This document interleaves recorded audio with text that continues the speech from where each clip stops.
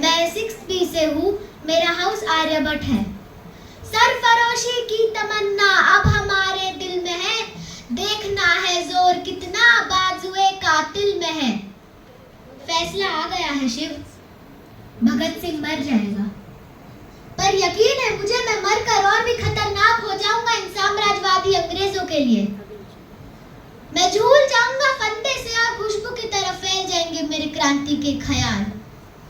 छा लेगी हमारी इस हंसी सरजमी को, मतवाला बना देगी नौजवानों को, बना देगी उन्हें आजादी और क्रांति का दीवाना। मेरा नारा अब भी वही है, इंकलाब जिंदाबाद, साम्राज्यवाद हो बर्बाद।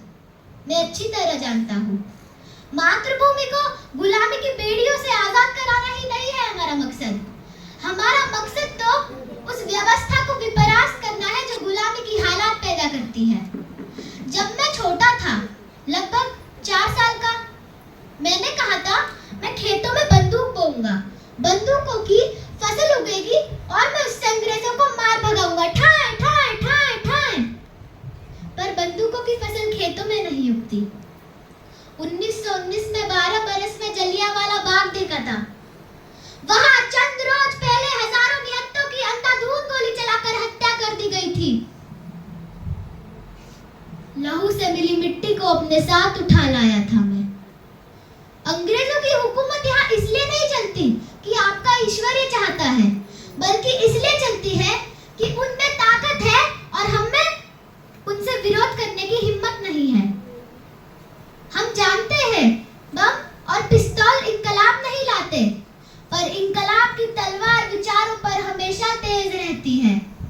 इंसान मर सकता है, इंसान मार सकते हो, पर विचार इन्हें कैसे मारोगे? बदलो, बदलने से खौफ ना करो, सब बदलकर आगे जीते रहने की आदतें बदलो। बदलना जरूरी है, इसलिए बदलो। बहुत चाहता हूँ मैं अपनी जिंदगी को, मोहब्बत है मुझे मेरी जिंदगी से, पर इस वक्त मेरी जिंदगी को त्याग देना ही मेरे जिंदगी का मकसद होना चाहिए। कर दो राख जर्रा जर्रा मेरी गर्मी से मचलता है, कर दो राख जर्रा जर्रा मेरी गर्मी से मचलता है। मैं ऐसा पागल हूँ जो जेल में भी आजाद है, आजाद है।